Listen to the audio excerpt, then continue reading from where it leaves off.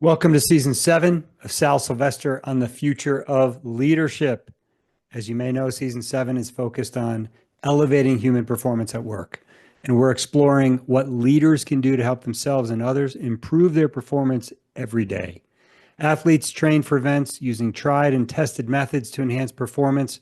Why shouldn't leaders do the same? Why shouldn't we think about ourselves as corporate athletes getting ready for the big event? And our events happen every day.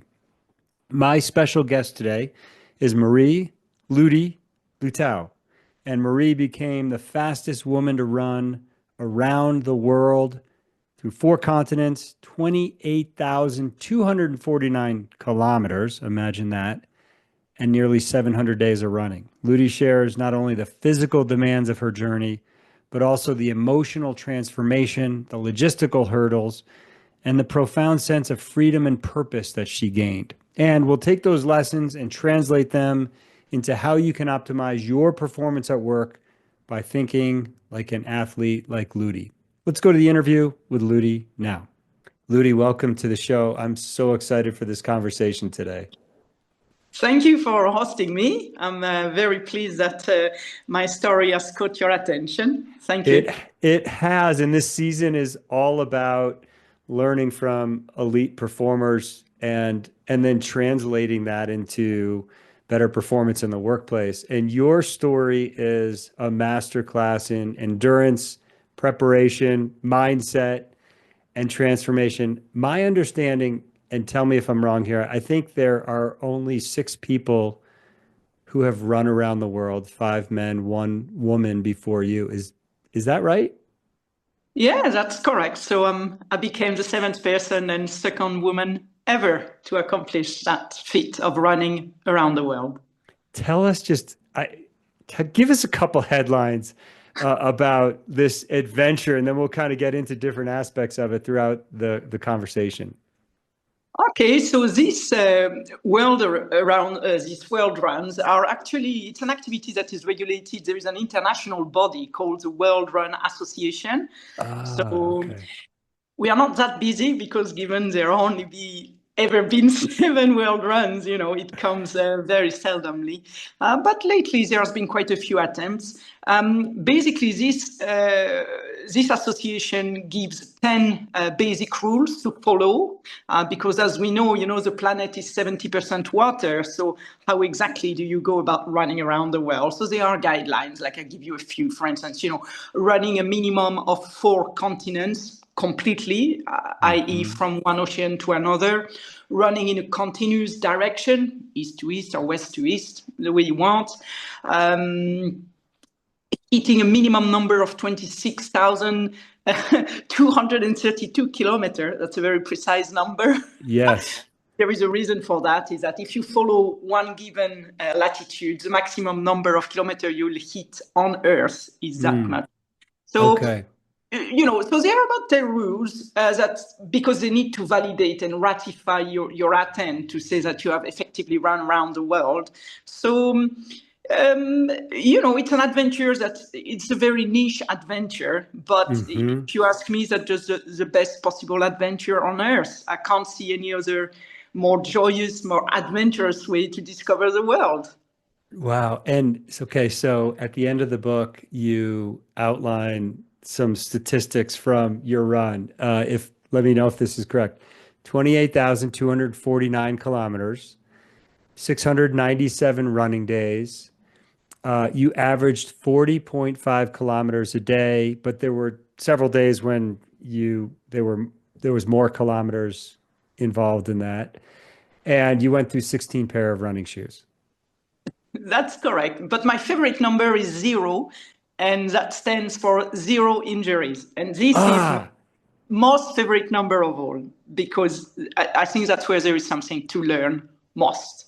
I love that. And I wanted to ask you about that. That blew me away because I've run a few marathons in my life, but there's usually like a year in between them. How did you do that? How did you sort of accomplish something so large with such a big physical impact that then results in 0 injuries across such a long period of time? One of the key principles I applied, and again, this is the same thing if you want to draw a parallel with people who are decision makers, who work in company, and that I applied myself because I used to be a CFO, was that if you want a result that is different from what you see around you, you have to do things differently. And when I started my preparations for this journey, I had one figure in mind. Between 50 and 70% of runners who attempt one marathon in their season end up having one sort of injury, either during their preparation, during the marathon itself, or in their recovery phase. And I thought, blimey, so if the figure around there is 50 to 70% chance of catching an injury for one marathon, how on earth am I going to run every day a marathon for 2 years? Like we're talking about almost 700 marathon. So I sort of stripped everything. I was not going to follow any of the pseudoscience that is all over the running magazines of how to run with numbers, for instance, or speed, or all these sort of things. And I was gonna do everything differently, start from my body, start from my metabolism, start from my biomechanics, try to understand how everything works, because if you don't understand how your machinery works, how can you protect it? How can you maintain it?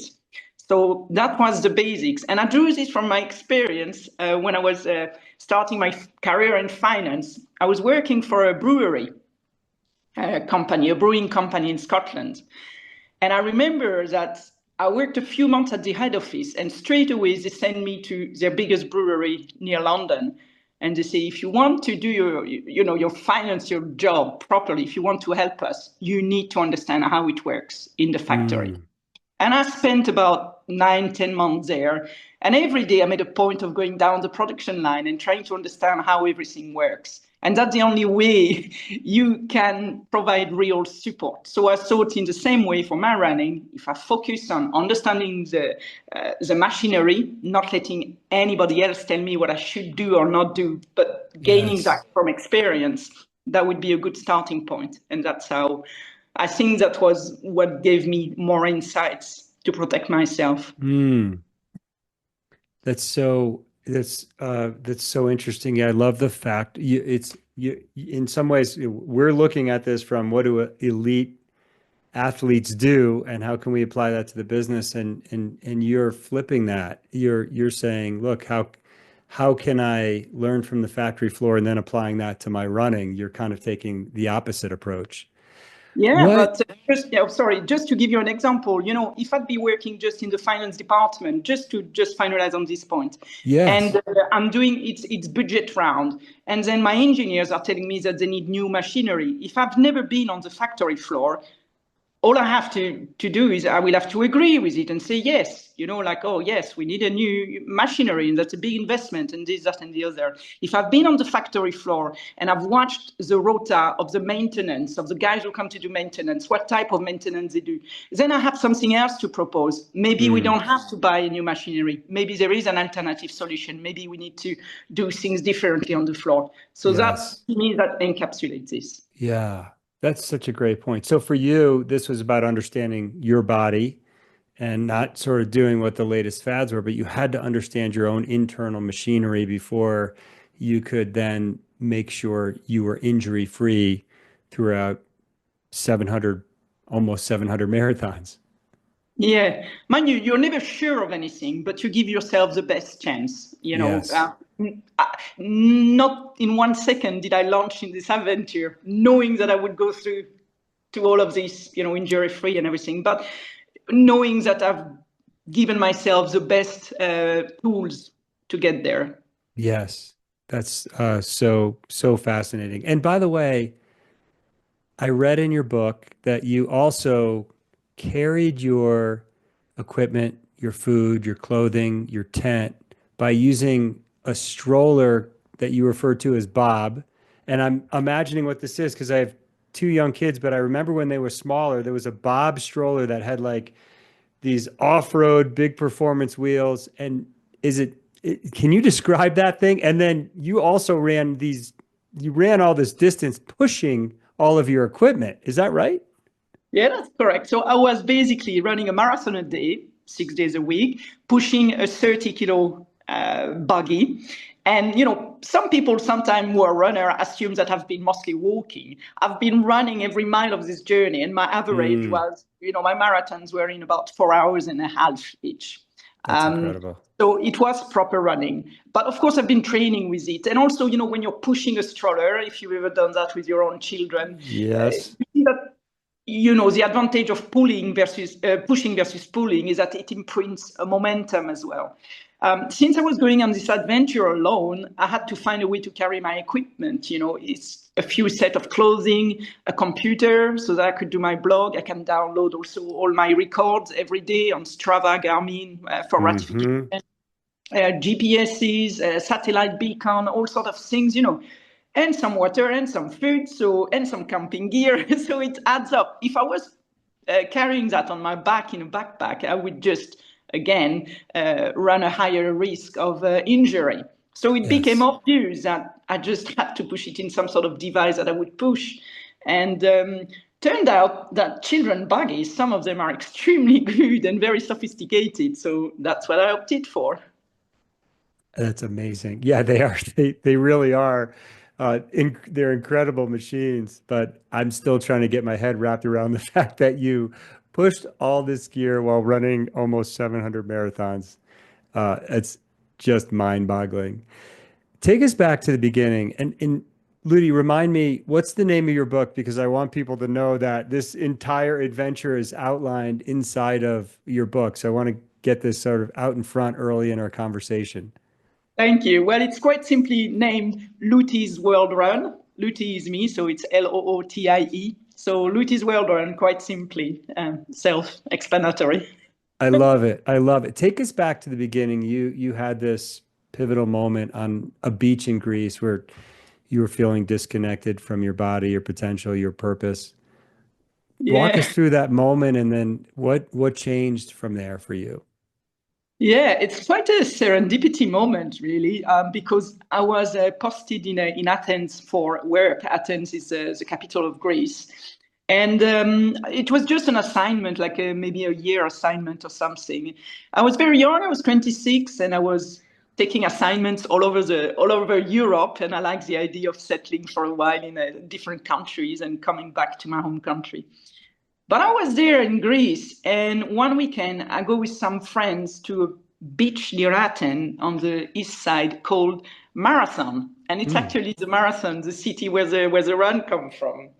But back then I'm a little bit overweight. I smoke about a pack of cigarettes a day, and I've sort of drifted away. It happens to many people. You go to university, you study, and you get your first jobs, and you forget about your love for sports and the outdoors because you got other priorities in life. Yes. And it struck me that day, a friend of mine said, why, since we are on this beach here, why don't we just sign up for some windsurfing lesson? And I was in the middle of smoking my cigarette.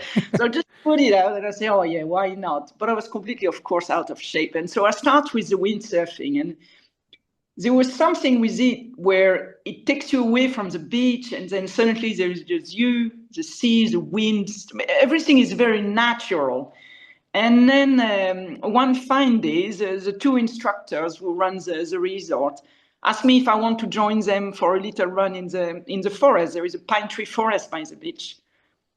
I was completely unconscious. I'm 26, I'm young, I'm in good health. These guys are like twice my age, so I'll be fine. I put a pair of sneakers on and I go, and I swear that day I couldn't even run 1 kilometer. And it struck me like a massive slap in the face. Like, well, you thought you were young and fit and healthy. These two guys were twice your age. You couldn't even follow them because of your life choices. And it was immediate. That day, I said, that's that, no more cigarettes. And I'm going to come back to the beach only when I know I can follow them for a 5-kilometer loop.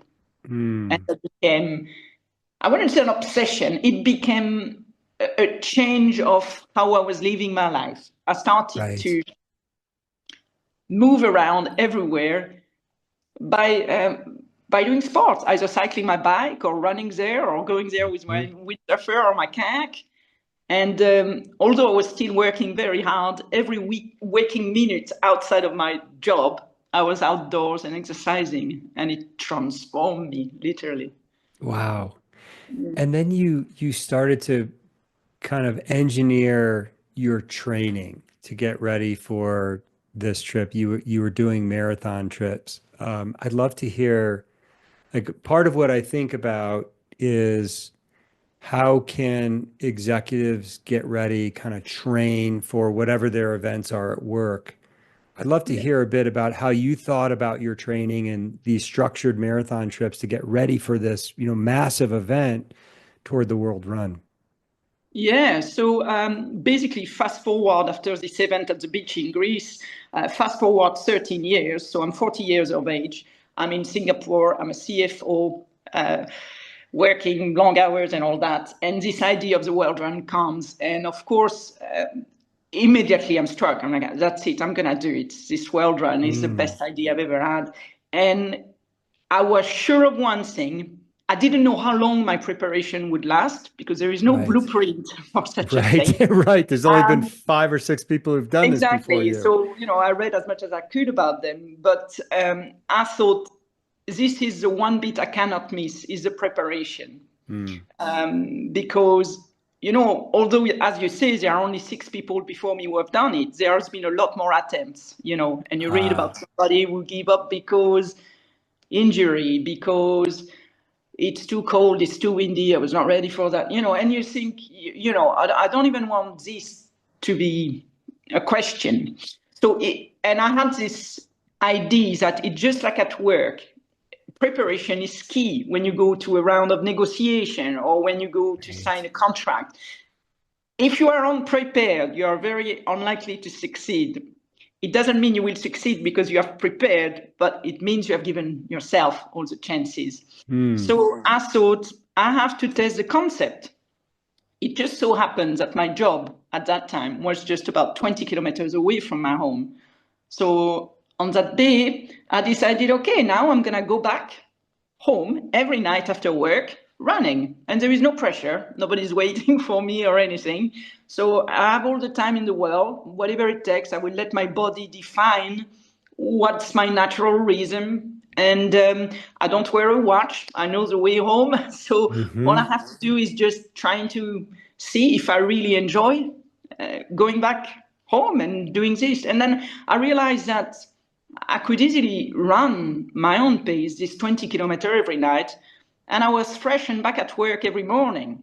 So that was a very positive sign. Yes. Although, because I was not straining myself, I was letting, like, what I call the endurance rhythm, the conversational rhythm. And then I decided to push the concept further. I said, well, if my idea is to run around the world running a marathon a day, of course, I want to enjoy it. If there is no enjoyment, it's going to fall flat. I'm not going to last a week or two. So I started designing this, what I call marathon journey. So I used all my public holidays, vacation days, anything I had, I was using it to organize this trip and to execute them. So I would find myself in Australia, buggy in hand, counting equipment and everything, saying, that's it, I've got to design 200 kilometers, 300 kilometers, whatever, and I've got 5 days ahead of me. And from the get-go, it was instant. It was everything I wanted. The feeling of freedom, the feeling of exploring, the reward you get from being in this predicament of being your own mean of locomotion on your extraordinary journey. It was just, so these 2 years were there to put the concept to test, verify with certainty that it was something I would truly enjoy, and imprint in myself the reason for doing what I am doing. And it took me 2 years. It took me 2 years to get ready. Yeah, that's incredible. So it's you tested it at a couple levels. First of all, you sort of rediscovered your love, your passion for the outdoors and for running and for you really changed your lifestyle. And then 13 years later, you have this idea of doing this world run. And then you started with 20 kilometers a day. And then that eventually leads to these marathon vacations or trips.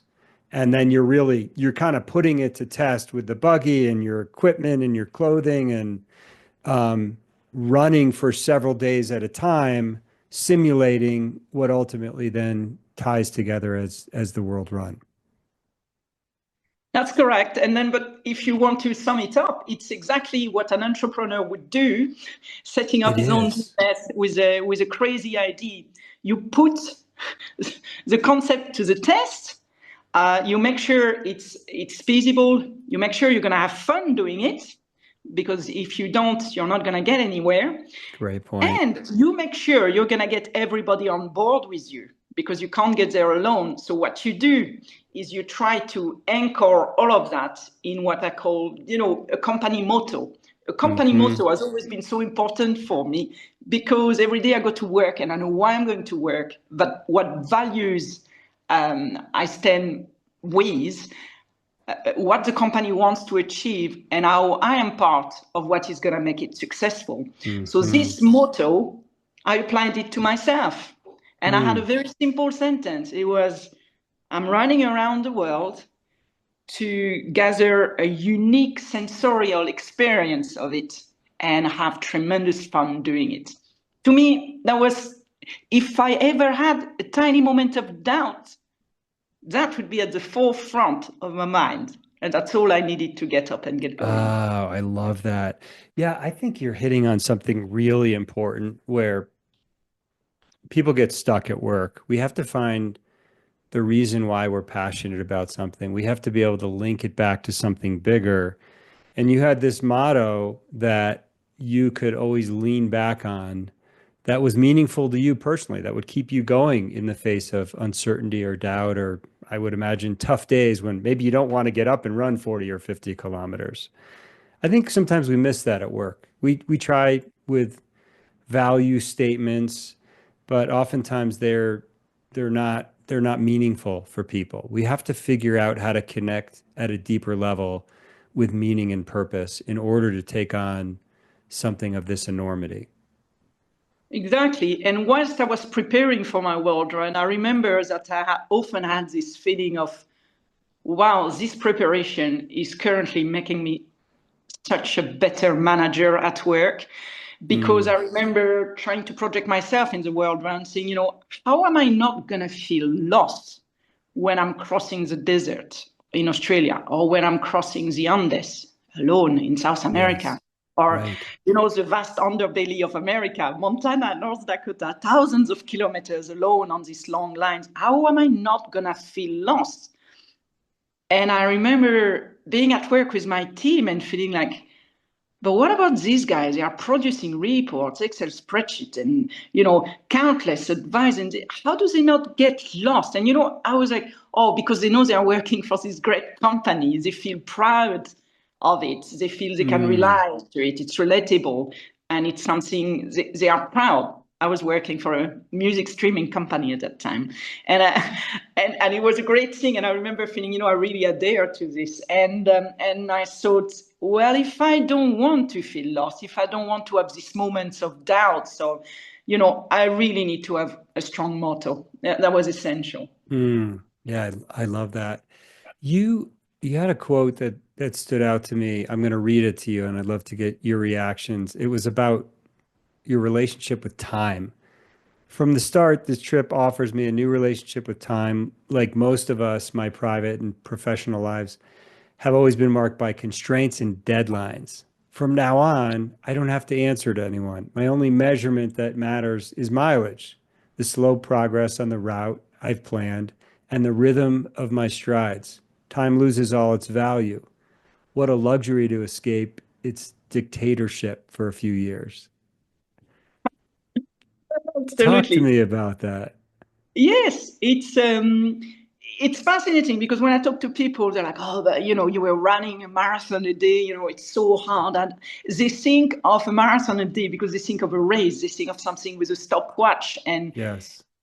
it's a perceived pressure. And I've always thought that in races, when you see people who cross the finish line and they're about to collapse or they're in terrible pain, most of it is due to the pressure that this whole concept of time is putting on you. If you look at my world run, I was still running my marathon in 4 hours and a half, pushing a buggy every day, which you may think, that's a decent time, you are not walking or anything. But I would reply that, yes, but when you do it without the pressure of time, you feel so free. I'll give you an example. My prep run in Australia, I remember running, and then suddenly I would see some kangaroos bouncing back in the distance.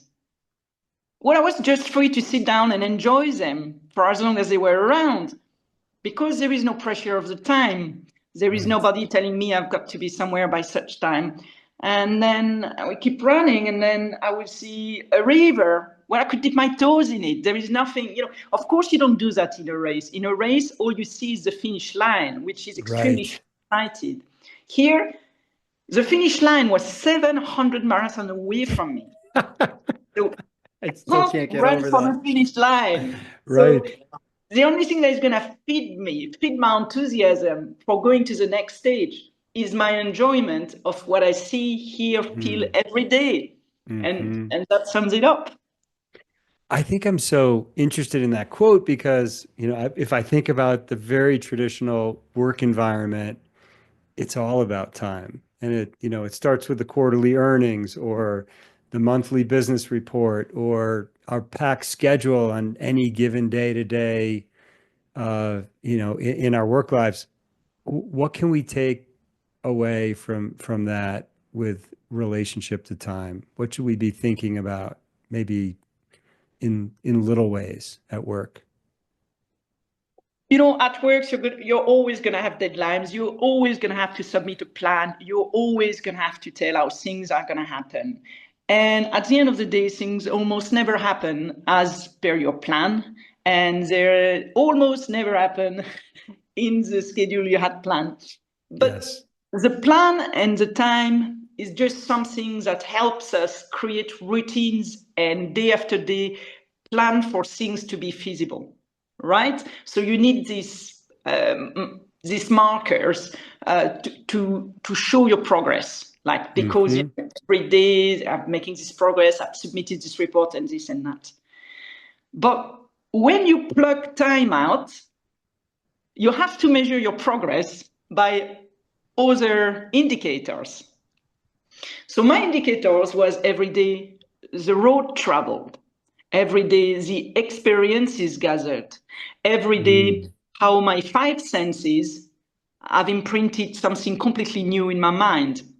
So I know it's a stretch to try and imagine this in business, but if every day you feel you've learned something, if every day you think your understanding of the business is better, then you're going to be better at what you're doing. It's automatic, And I've worked in companies like that. I've worked in a tech company. I was telling you, the streaming music company. Some days I was doing things that were, you may think, completely unrelated to my line of work.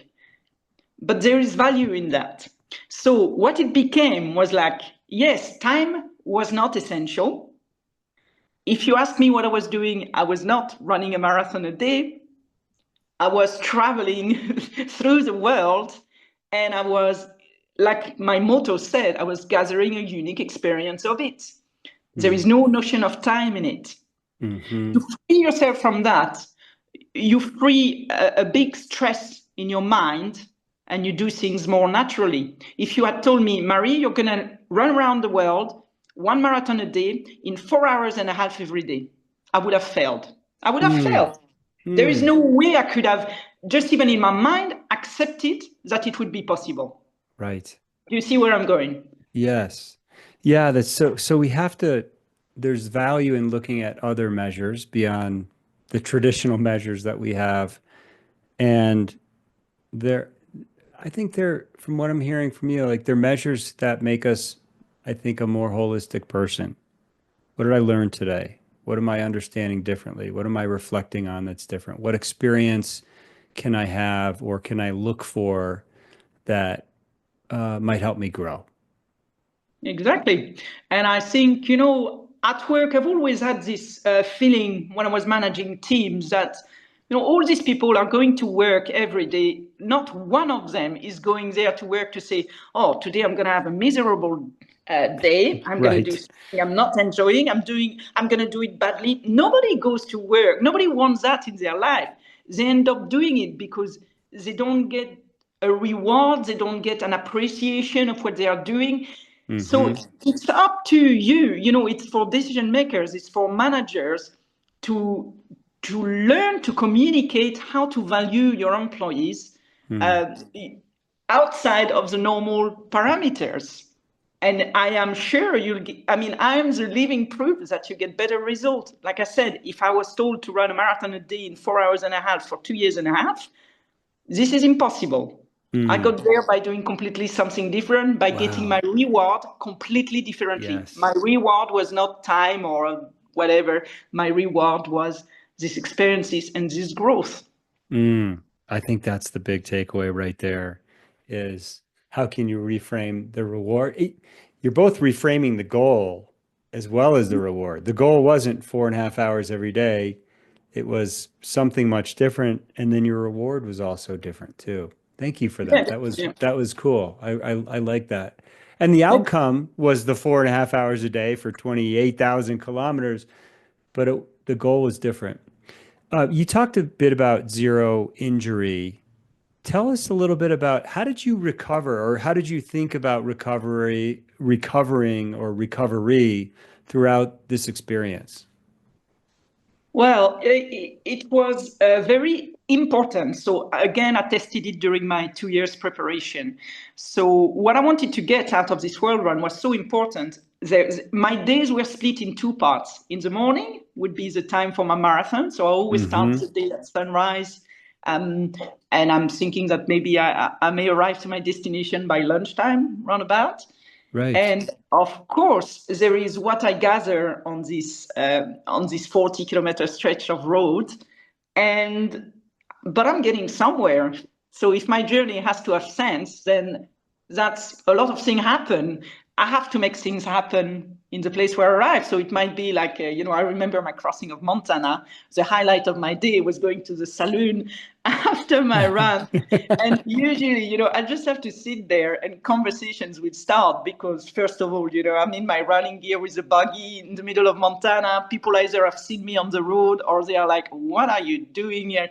So you start meeting people, you start, it's a funny thing with the world run, you know, like when I start talking, when people ask me, what are you doing? And I tell them about the world run, 9 times out of 10, these people end up telling me their life dreams or you know Oh, interesting. their secret adventure or Yeah. something. It's incredible. So I'm there almost being the recipient of all these secret garden that people keep of adventures they don't dare talking about or this or that. So there is something very important that happened in the after run, and Mm-hmm. that enriches the journey, and that's where I'm in recovery mode. It can be you know, active recovery, like walking through the streets of Rome, you know, because you want to walk Right. through the city if you pass by it, or meeting people. To me, my recovery is low activity. I mean, I do some walking and it's keeping it interesting. If it's to be lying on a bed and just not Mm-hmm. move and eat protein shakes for a whole afternoon, and that wouldn't be very pleasant and that wouldn't enrich Yes. the journey. So in the recovery, I'm doing something else that adds value to the journey. So that was always the point. Yeah. So there's like this active recovery piece, but also it sounds like to me there's a piece around just connecting with people was important to you. Again, going back to experiencing the culture, the environment, the people, something that was interesting that helped you with recovery. Exactly. And never say no, because people, you know, when they heard that I've been running a marathon this morning. They don't want to impose on me something too strenuous, but I've never said no. People say, oh, can I invite you to the restaurant? Or I invite you to our house and you can have a view of our garden. Or, I've been invited to so many houses. I've been invited to, but the thing is, take it, don't think that it's going to tire you. Again, the reward, the enjoyment I'm getting from it. It's, Right. it's all the endorphins, it's all of this magic that happens in your brain. And this is also very important. Again, the system of reward in our brain generates a lot of happy hormones, which I believe are truly, truly essential. I love that. As you were starting your adventure, the global pandemic hit and threw a few wrenches in your plans. How did you there's a resilience piece to me with this one, Lootie. I know for probably people in their own pandemic experience, but how did you kind of deal with that and bounce back and continue this journey? Yeah, it was, when the pandemic hit, I was only 3 months into my journey. And for these 3 months, everything was going to plan. I told you I was a CFO, so my journey was planned into a massive Excel spreadsheet. And for 3 months, I was following each line with such precision. I was hitting all the towns, doing all the kilometers. And I remember having this thought, like, Dan, I hope something unexpected happens because, it would be a bit silly to run in my Excel spreadsheet for 2 years and a half. Right. And always be careful what you wish for. Right. And then, of course, the pandemic happened. And I was like, wow, this is because it endangered the journey right away. Freedom of movement was not granted anymore. Continents were closing their doors. You couldn't travel freely. So I had been grounded for, like everybody else, for a few months. And then I resumed the journey. And there the puzzle started because basically I was heading east. If you have a sense of the geography of Europe, I was heading towards You started in Istanbul. Portugal, right? Yeah. Yeah, so I started west coast on the Portugal coast. And my goal for the first continent was to reach Istanbul, which marks the border between Europe and Asia. And as I was trying to head towards Istanbul, because of the regulation and that were constantly changing about what countries were open or closed, depending on clusters and this and that, I kept being bounced back. And it was terrible because, I remember being at the northern Greece border, literally at the gate to Turkey. But the border was desperately closed. I tried to go north and then I got stuck at another border that was closed and some more wave of confinement. I got bounced back to France. France is a long way from Turkey. And I had to restart all over again. And so I went by the north route, but Germany was still closed. It was what was supposed to take me 6 months to rally Portugal to Istanbul, took me a year and a half. Wow. Instead of 7,000 kilometers, I ended up doing in Europe 15,500 kilometers. But again, not lose sight of my motto of what I'm doing. Yes, not only this is extraordinary, but I'm enjoying freedom when everybody else is learning to live within four walls. And so there was a sense of what I'm doing is even more extraordinary. And I'm such a privileged person to be able to enjoy that. I owe it to all the people who are confined to keep going. It became almost another engine to my already very powerful engine. So, after a year and a half of running in Europe, when I finally reached Istanbul, and the only other continent in the world that was open at that time, because I had a visa for it, was the US. And oh my God, did I love coming to the US. It was like, although I had already run 15,500 kilometers, in my mind I thought, oh, that's it. It's starting. My world run is starting. Because it was not a global run. Right. Since I was stuck in Europe, I felt I'm just running on a continent for a year and a half. So suddenly, this is how I lived through this thing. It was just a challenge. And the goal was to always find a solution. And I was even more driven because I felt all the privilege of my situation. Yes. I love how you fell back on that same motto to, drive your purpose, even though you kept bumping up against this obstacle. I remember seeing the map that's in your book, and I was like, well, why are there all these circular routes through Europe as opposed to straight through? And now it makes sense. You kept getting pushed back as countries were closed during the pandemic. But again, love that you could fall back on that motto. Yeah, yeah. You know, it's like at work, you go through negotiation, you get to sign a contract, but you don't. Then you go back to your table and you do it again. And, Yeah. you just have to try again. You're not going to close your business because you didn't get this contract. There is another Right. way. Right. And, Lootie, maybe one last question. What's next? What adventure and or challenge are you looking forward to next? well, I'm still driven by my lifelong curiosity for the world, of course. And well, since the world run is over, first of all, I'm doing a lot of conferences. So this is an exercise that I really like because it's Hmm. my link back to the world I come from, the corporate world.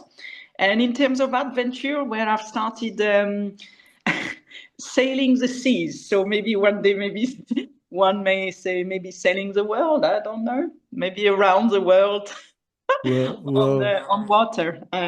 That everything is possible. I don't know, but I'm still getting a lot of drive from this I love adventure. that. I Yeah. I love that. Everything is possible. Thank you, Lootie. How can people get hold of your book?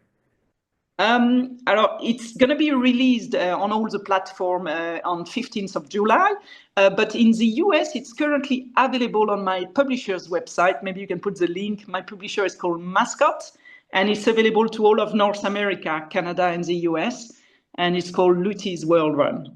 Okay, awesome. So everyone, take a look out for that book, the adventure, the story. It again, it's a masterclass. Lootie, thank you so much for being on the show today. Thank you very much for having me. Thank you.